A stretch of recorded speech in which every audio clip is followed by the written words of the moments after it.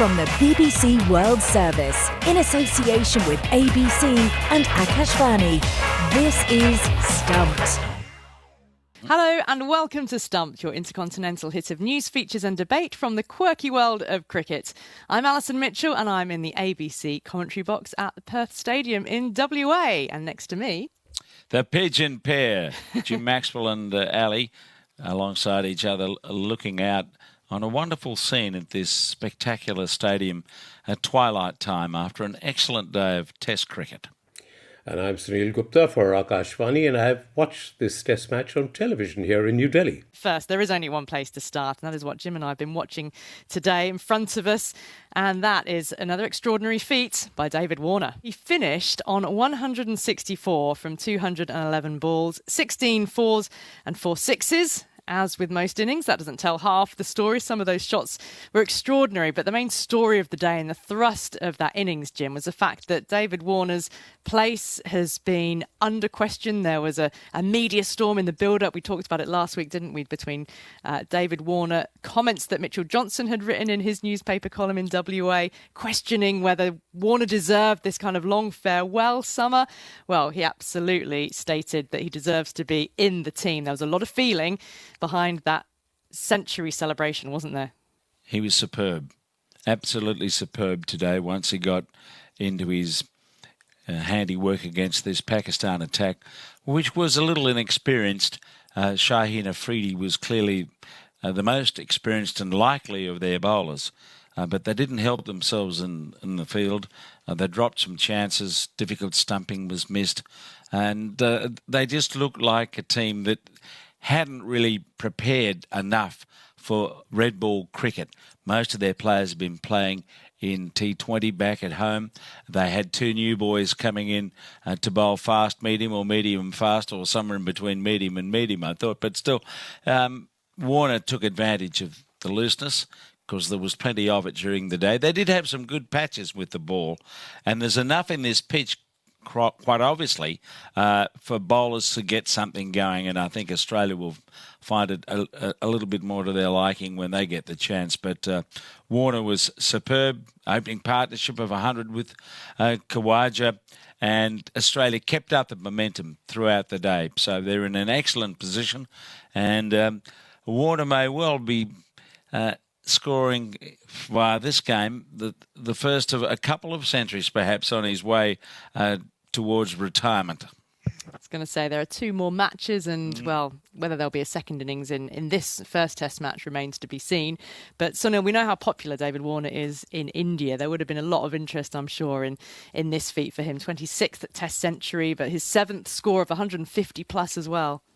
Yeah, well, that's the whole thing. The big centuries, the big ones, really are the ones that count. It's not getting out 102, 103.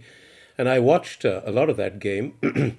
And I hear what Jim said about, playing T20s and so on and so forth, not really ready for a Test match. But eventually, catching, you catch, whether it's a T20 or whether it's a Test match or any other form of the game. And the catching was abysmal. It really was abysmal. I remember him dancing down the track in mid-on. That was one of the easiest catches I've seen missed. Now, you don't take those chances, and that again, too, against Australia, in Australia, then really, you're really putting yourself down into major trouble. And it reminds me so much of the time, the earlier days when India used to travel and go to Australia, and we used to wake up, the 5 o'clock games, wake up after the first session, and you see on the TV, if India's batting, India's 100 for 4. If Australia's batting, Australia's 120 for 1. You say, oh dear, it was exactly the same thing in this particular game. Felt a bit like a sort of a homecoming celebration for Australia today, because at the start of the day's play, the 3 major trophies they've won were on the outfield. We saw the World Cup trophy, the Test Mace, the beautiful Crystal Ashes trophy as well, all out there on show. And then the Beno Kadir trophy came out, which is enormous. It was very impressive, a bit like the Champions League trophy. So Australia will undoubtedly, well, you'd expect on current form that they'll have that one in their trophy cabinet if they can find room for it at the end of this series. But yeah, you look at the quality and it felt like a celebration when Mitch Marsh came out to bat, when Travis Head came out to bat, because these are the players who have performed on foreign soil of late, become national heroes in the process, and now a chance for people to see them on their home soil. Is that what it felt like to you a bit with those players? Yes. Well, what was disappointing is that, we're in a big stadium here. This holds 50,000 people. Now, 15,000 turned up today. On other grounds, may have been almost three-quarter full. Some grounds in England, for sure. This wouldn't have sold out a test ground in England. Yeah. Well, we got 10,000 last year against the West Indies, 20,000 when they first played a test match here when India were here. So that part of it was disappointing, I suppose. But I think that as Australia out of this, when they're bowling, we might be seeing the best of them. Today, their batting was pretty good, obviously led by Warner. But even they were just looking a little out of whack. Again, Labuschagne and Smith missed out, as they often did in the recent series in England. But it just had the flavour to me of not quite being 100% Test cricket day. But I think I've been treated to the best in England for 5 Ashes tests, so the expectation's high for the quality of performance. It just didn't have the atmosphere around the game that you would have wanted for the start of a series, which you often get, of course, when you play at the Gabba. That's right. That is right. So now I'm not sure whether this sort of news has reached India. It probably has now because it will be in the headlines. But we heard at lunchtime today a television feature that Cameron Green did with Channel 7 over here in Australia. So the all-rounder who's out of the test side at the moment because of Mitch Marsh and his form. But Cam Green has revealed that he suffers from chronic kidney disease, which is a very serious condition. He's had it since birth. It was picked up when his mother was pregnant with him. She said during her 19-week scan. Basically means that his kidneys don't filter blood as well as they should. But it is a progressive disease, which Cam Green just spoke beautifully about. And it's a disease that has 5 stages, at which stage 5 is when you need dialysis or a transplant. Now, he's currently at stage 2. So manages it through diets predominantly, and he has a renal dietitian as well. But yes, there would be medication involved too. Just quite an extraordinary story for somebody to have gone on and become an elite athlete. And actually, he's kept that very private to himself and his family, and only recently told some of his international teammates about it. But what do you take away from his story, that he has reached the level that he has whilst managing this disease, which his parents were told that he should have a life expectancy of around 12 years when he was born, which is staggering. Well, it is really the Aussie spirit, isn't it? I mean, you take those setbacks in your stride, you get out there, you play under difficult circumstances. And let me tell you, kidney disease, and I've seen people with kidney disease close by family, it's degenerative, and it just catches up with you and makes you weak. And to play elite level cricket is saying something. Well, he seems to be very much on top of it with the way it is managed. Actually, his girlfriend is a nutritionist, which certainly helps, and she works really hard with him on making sure that he's having a healthy diet. So he does need to be that super responsible athlete to manage his condition. And the almost sort of a funny thing out of it, Jim, was during the package, his mother was detailing how when he was first born, of course, he was in neonatal care for a long time, that they were warned that he would probably be a small child and might need some growth hormones to help. And she was like, how tall is he now? Like +6 foot strapping lad. Like you would never actually imagine that there was an underlying illness. There's no obvious indication in the way he moves, the way he catches in the gully and the rest of it, that he's afflicted with anything. So let's hope that he's getting the right treatment and all the other things, and he improves. But he's only 24, so it is a concern. But it must have been difficult for him to go public on it too.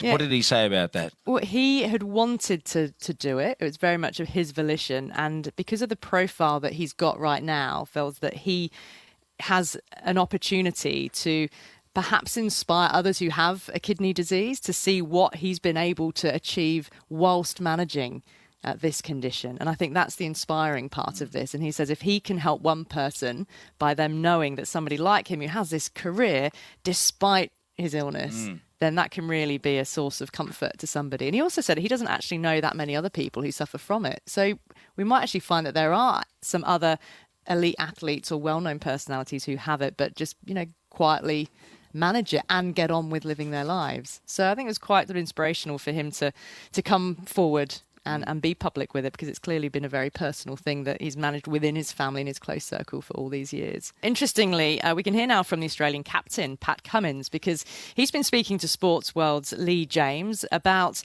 well, amongst other things, the workload on players, but also staying true to his beliefs. And firstly, he began talking about team culture. We want to create an environment where everyone feels incredibly welcome, but also confident and valued to go out there and play their own way, and have the full confidence that, we're backing each other in. I think that's when people play their best, when they've got complete freedom and they can just focus on their own game as opposed to overthinking things and worrying about what repercussions might be. So that's a big one for our environment. Luckily, we're an experienced group. Everyone's in total command of their own game, and we also get on really well off the field, which helps. Lots of golf rounds together, coffees, the odd beer when we can, and we're just having a lot of fun. And I think you see that in the way we play as well. World Test Championships, you've retained the Ashes on English soil, lifted Australia's 6th World Cup, beating India in India. What achievement mattered the most to you, Pat? What gave you the most satisfaction?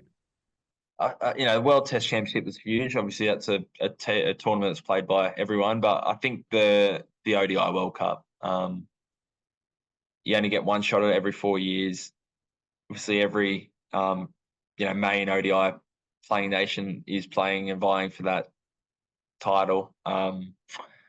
And to win that over in India on their home soil after they played a really strong tournament, that's I think something that you look back at the end of your career and say that's the absolute pinnacle. Well, next on Stumps, we turn to the second Women's Premier League auction, where over $1.5 million was spent last weekend.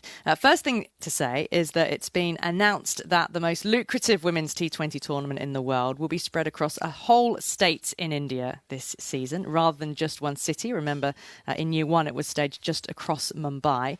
But when it came to the auction itself, well, uncapped India fast bowler Kashvi Gautam was the most expensive player bought, alongside Australia all-rounder Annabelle Sutherland.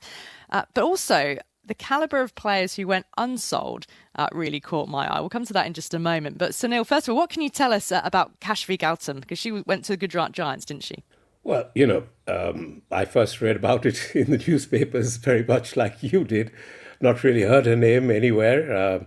Though, of course, she'd been a part of the junior teams and stuff like that. So I did a little bit of research on her.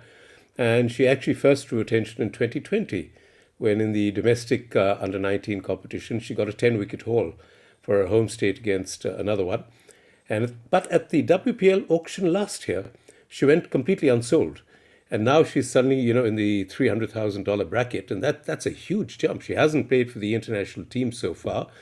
And, as a very separate thing, I'm sometimes gobsmacked at these auctions. I really am, as to how they actually ascribe a value to a player, whether it's the women's one or whether it's the IPL itself. Because I've got some stats, if we have the time to tell you, about the amounts of money that have been spent, especially in the IPL, and those players have actually not delivered at all. So one hopes, of course, for her sake that she does. She was also part of India's triumph at the ACC Emerging Tournament in Hong Kong as a part of the under-23 squad. So I was surprised, if she is so good, why wasn't she given a chance in the recent matches against England? At the end of the day, if you are seeding her into the international game or the senior game, well, here was a good chance, especially the third game when India had already lost the series 2-0. So there you are. I wish her all the best. But I really wonder how people at these auction tables, they look very serious, really very serious. And, they're looking as if they're going to buy a Jackson Pollock right now. Yeah, a lot of Jackson Pollock right now. And, oh, there's a Van Gogh going out of the hammer. We're all very serious about the whole thing. And then they go and buy stuff that is unbelievable. I mean, absolutely unbelievable. Last year, sorry to sort of carry on like this, if you remember when we were talking about the IPL auction, and I said, Travis Head went unsold. Rassie van der Dussen went unsold. And today they're going to command astronomical prices. So you have to really wonder what the scouts are doing, what the heavy-duty guys there as observers, as mentors, as guides are doing over there, lifting that paddle for whatever money they're lifting. But nevertheless, I'm very happy for the youngsters. I just hope that they make the most of the opportunity. I think that's really where I'm coming from.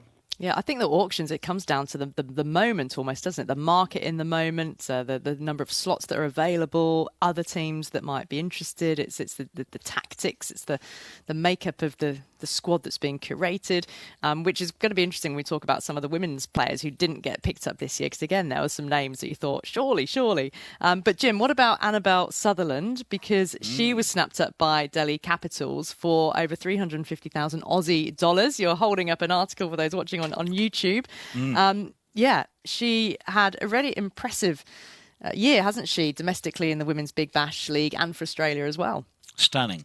She initially came into top-level cricket as a bowler, and she's developed so much with her batting, from number 8 to opening, making hundreds. It really has been an extraordinary rise. I don't know how much the influence association with her brother Will has got to do with it. He's been captaining Victoria and doing what she does, almost winning an BBL game the other night with the bat. So, the Sutherlands are on the rise. So congratulations to her for that achievement and scoring so well on the pound, shillings and pence scale with the auction. That was a remarkable result. But then what about those who missed out, Sunil? Because I think probably one who caught the headlines for not being picked up was Chamari Atapattu, the Sri Lanka captain, because she was recently player of the tournament in the WBBL. So you would think in terms of kind of in-moment form, she was right up there, but going unsold once again. And, you listen to the likes of Charlotte Edwards, who's former England captain and England legend, Mumbai Indians coach now. She said that she was shocked and thought that Chamari would be one of the top 3 picks. So what do you think is behind that? Because you look at her numbers and, she has had an outstanding year in T20 internationals. Well, I just said, I have no idea what goes on around those tables where these auctions are taking place. I mean, the numbers, there are the numbers for you. I mean, if nothing else, and in fact, she did very well in England as well, I think, when Sri Lanka were touring there. And, when you look at those stats and you look at that background, you look at that CV, as it were, I mean, you're right. She should have been snapped up, completely snapped up. And, you just look at it, this young lady, and I'm so happy for her, she's getting $300,000. And Danny Wyatt, she's $30,000. You have to sometimes wonder, what goes on in their minds, what they think about. But it's not just her. It's not just Chamari Atapattu. There are lots of others, as Jim said, gobsmacked that they haven't actually been selected. Well, that's all we've got time for on this week's Stumped. I'll say thank you to Jim Maxwell here in Perth with me, and to Sunil Gupta, and to all of you for listening. And we'll see you again next week. Until then, bye-bye.